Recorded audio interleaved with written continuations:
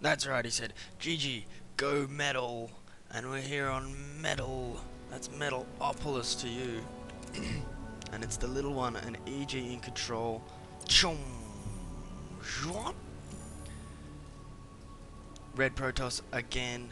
That's InControl. Blue Terran. That's the little one. That's right. It's 2-1 in this series now. 1-0 from what we've watched. 2-0 was the starting score thanks to InControl's dominant performance. He actually won those games in pretty cheesy fashion. I watched them live. One of them involved a warp in inside the base. He warped units into his opponent's base with a hidden pylon, which is pretty scary when you see those units just pop in. And little one had bunkers protecting his ramp, but his ramp didn't need protecting. The only thing that needed protecting was his shit, and he failed to protect his shit. Excuse me. So he's going to be scouted early, so you notice that the guys in this game... Okay, little one's talking. Talking. Don't know. Do not know what he's talking about. Just yay, just happy. Oh! Okay, so we had a pause, probably a technical difficulty. But we're back in this game. It's unpaused, and you can see both of these guys, as I was saying, scouting close air positions first, because in this particular map, MLG has edited things so close positions by ground are not possible. So that changes the scout patterns for the map, and curiously it's going to change a few other strategies, especially, I suppose, if there was a Zerg today, we'd see different Overlord Yang. But both guys are scouting their opponent's base, and there's not much going on. It's a pretty boring game, honestly. But in that first game, was it also... I don't want to say it was a boring game. It was well played by the little one. He managed to hold that push from InControl with a lot of Marines, you know, a few Marauders, a bunker or two, and he just held it off, you know, comfortably, and then that gave him a bit of a lead, and he just built on that lead and won the game. And you know, with some neat Banshee play, like late or mid-game Banshees, it was curious, but it wasn't a particularly, you know, exciting, wonderful game. You know, the little one got out to an early lead and just pressed that advantage and won. So very professional performance from him. And we'll see if InControl can extend his lead 2-1, or is it going to be back on level terms at the end of this game? We'll see. We will see. We'll see. That's what my mother used to always say. Hey Mom, can I have this stuff? Can I have some chocolate? Oh, we'll see, Brian.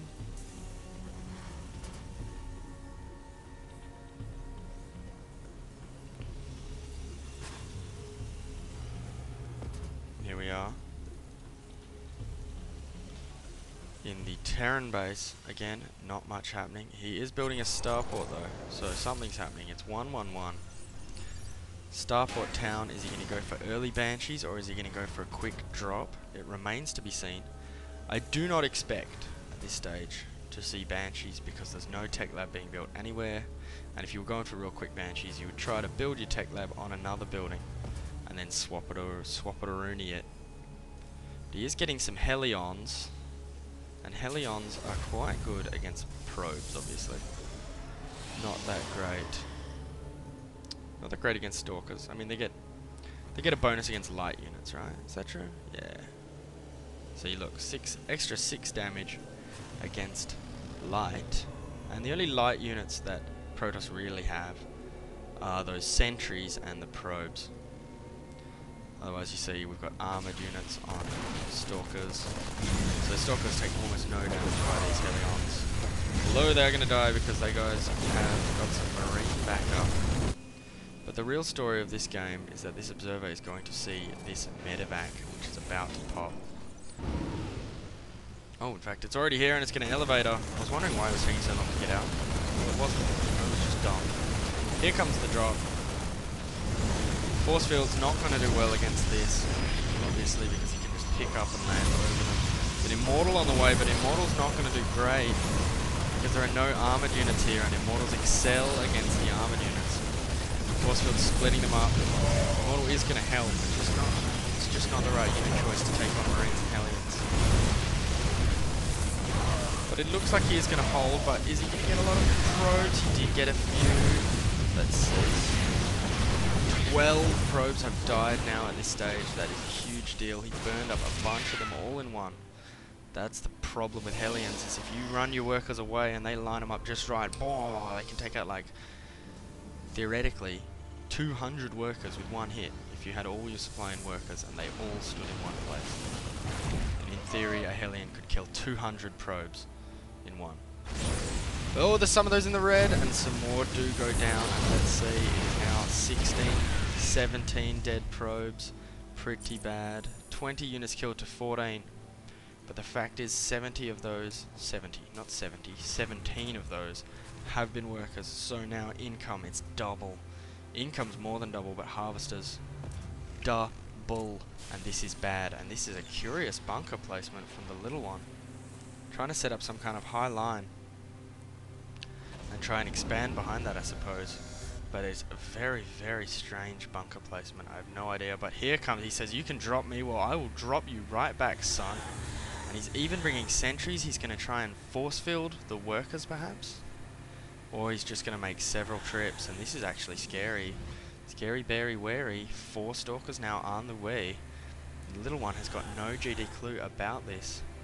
The little one is, in fact, dropping a bunch of mules. He is macroing up. Building up an army. Build me an army. And he's gearing up for a drop of his own. He's loaded bunkers, and this is almost like warping in with a secret pylon, but it's with a secret warp prism. And he's going to use force field to trap the army. Guardian shield so powerful against Marines. Those SCVs doing a bit of damage, but they're dying hard. And let's look at that. Workers killed is now actually well and truly in InControl's favour, and now he's got the warp prism in phase mode. No, he didn't want to warp anything in, he just wanted to bail at this stage. But damage has been done. He is now ahead in harvesters by 6, and that was a huge, huge move.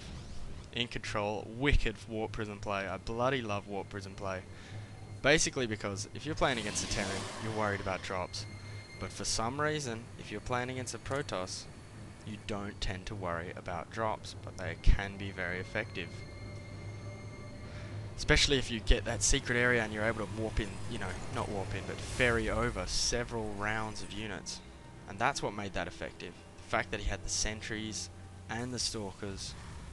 You know, the sentry could use the force field, the sentry could use the guardian shield, and he killed so very, very many SCVs. Both guys on one base, both guys had serious damage to their economy. It's getting a bit scary. The Terran is getting Banshees, and this is going to be scary, scary, scary stuff. 4 Stalkers do await. They're probably there waiting for dropships, but if a Banshee comes, then so be it. Cloak is not researched and is not being researched, but here comes a dropship, and this is a fake dropship. It's empty. And I think the plan is maybe to draw the Stalker's fire. It's empty. It's a dummy dropship. That's a neat idea. He's actually just scouting. But he is trying to keep his opponent on his toes. Warp Prism just chilling. Is he going to be seen? It's not clear to me. He is not going to be seen because he is gone. Gee whiz. What a waste of my time. What a waste of your time.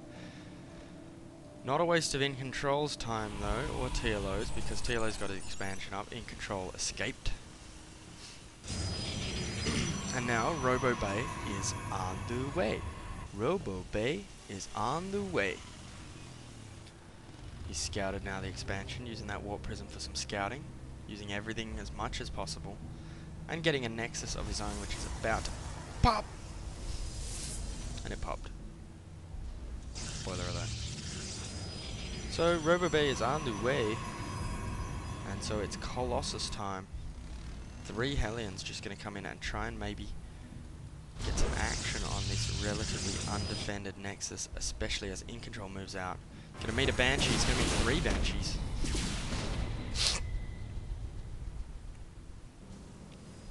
Hellions in from behind. They're going to do serious damage here. They kill a single probe, and in fact they're now intercepted, so see you later. But here come the Banshees, and here comes the fire, and this is scary, scary stuff. The Colossus is not here yet, it's GG. So, he just got hit by a nasty timing when he was teching up, expanding, trying to get Colossus.